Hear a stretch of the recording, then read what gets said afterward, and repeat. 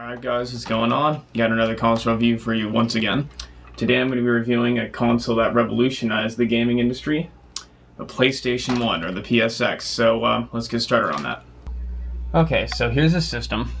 As you can see in the front we have two controller ports, two memory card slots, and that was for saving your game. This is one of the first few systems to kind of do that. Many consoles before this kind of used some kind of flash-based memory on the inside. Even the Sega Saturn that launched with this actually used a battery-powered flash memory inside, and the problem with that was when the battery went dead, so did your game saves. Okay, so also here we have the open button. This is one of the first few systems to use CD technology rather than cartridge technology like the NES, SNES. Then Nintendo 64 came out even after this and it still used it, but this is one of the very first few. The other one that came out about a week later was the Sega Saturn, and those were pretty much the first two at least mainstream consoles that used it. Okay, power button and a reset button. So that's pretty much it for that part. On the back, you have an AC power in to power the system. You have a AV multi-out, which is to get your picture signal, and a serial port. And the serial port was used for like conjoining two systems together. If you had two of the same game and two TVs, you could connect these two together if a friend came over. It was kind of like having a LAN party on a system. I believe some of the very last few models took this off, and actually, some of the even older PlayStations had a lot more ports on the back. Alright, there, I just ran and grabbed my PSP real quick. I actually remembered I had a picture of it. As you can see here, let's see if I can focus in on it a little better. There we go. As you can see, there's a big port right there on the left side, and then you had the your red, white, and yellow cables, and you had all kinds of multiple channel outputs, and the AC end even looks a little different. As you can see on mine, those aren't even there.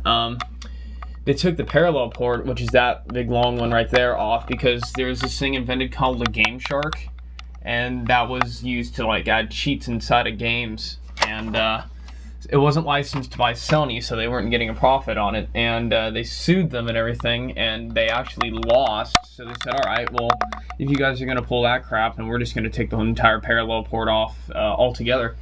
So that's when the console started looking like this, and also, you know, they made revisions to hardware and stuff, so that's how that all kind of boiled down. Alright, so that takes care of the back bit of the console. A little background story on this system. Actually, the only reason Sony is in this gaming business to begin with is because of this company right here. That's right, Nintendo. Nintendo, back in the very late 80s, early 90s, went to Sony in hopes for them to build an add-on for their SNES, or Super Nintendo Entertainment System. And they were working on it, and everything was good, but behind their back, they went to Philips, and you know, the company found out, and they got pissed off, and they said, all right, well, screw you, Nintendo, we'll just come out with our own system, and they named it the PlayStation. That's why this system is kind of here and everything, and some people knew that, but not everyone knew that. That's why the console is here, though, in the first place. On to the controller. So another thing some people may not all know is this is the original design right here.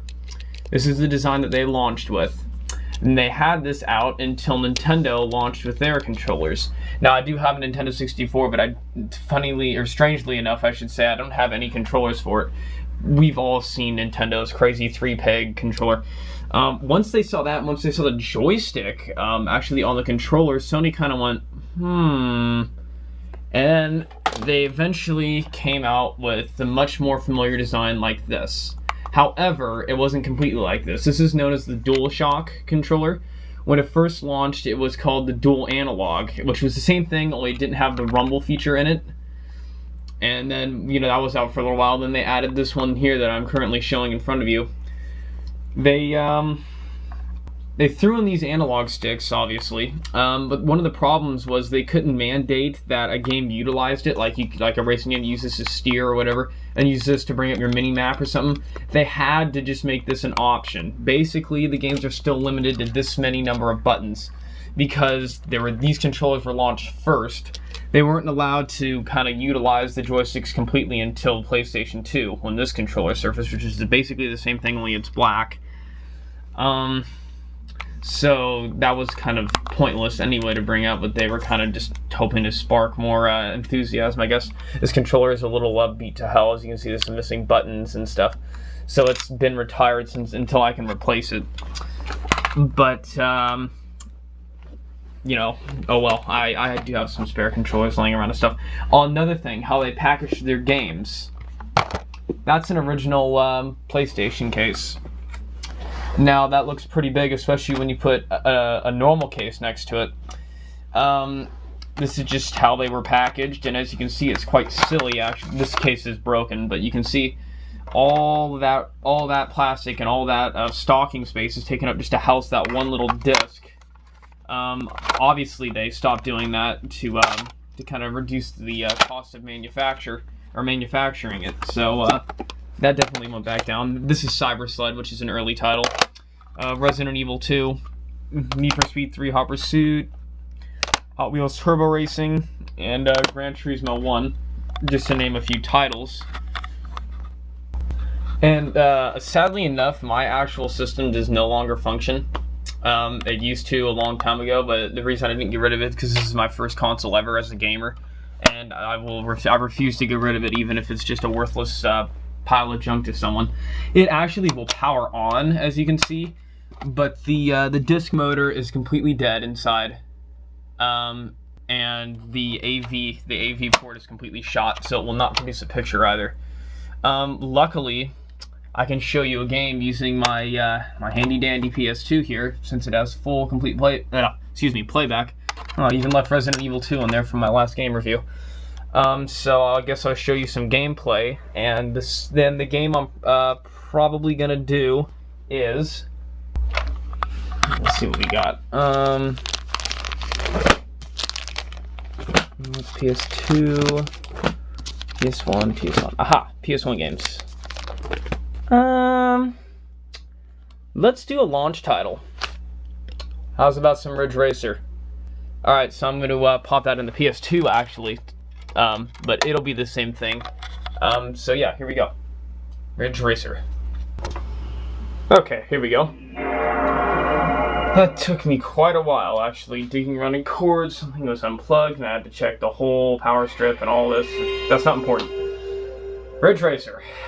Okay. Launch title on the PS1.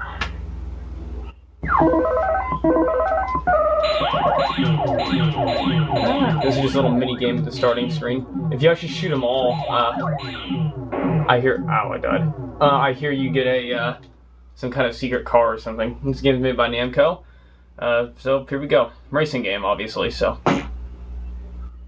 Oh. Okay. Sorry about the flickering there. All right, everyone. 1 minute to go. Are you ready? The engines sound like they're ready to go. As you see, it's very cheesy announcer effects, but 3, 2, 1, go! I'm trying to figure out how to change my view. Just what I wanted to see. There we go. Okay. 2 laps to go. This game's actually quite difficult to play. And it was, this was a big, graphically a big breakthrough back in the day. This was a huge deal. And I am really crappy at this game because just the funky driving style and everything. One thing that was cool about this game, though, was you could put, this game loads into the RAM of the system, either on the PS1 or 2, and you can play your own audio CD while the game is actually running. I always thought that was actually pretty cool. Actually, here, let me pause the video and I can actually show some of that.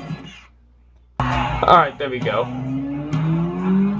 As many of you know, AC/DC is my favorite band, and I just so happen I had one of their albums laying around. But this is playing right out of the PlayStation. Okay, the final lap. Hang in there.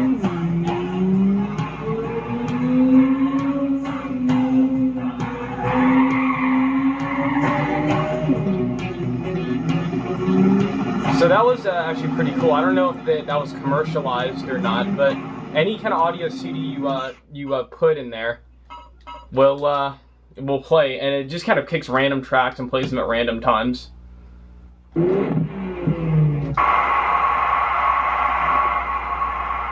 But I'm starting to run out of time here, so this is Sun 2, and I thank you for watching. This is Ridge Racer. So see you guys next time. Alright, goodbye.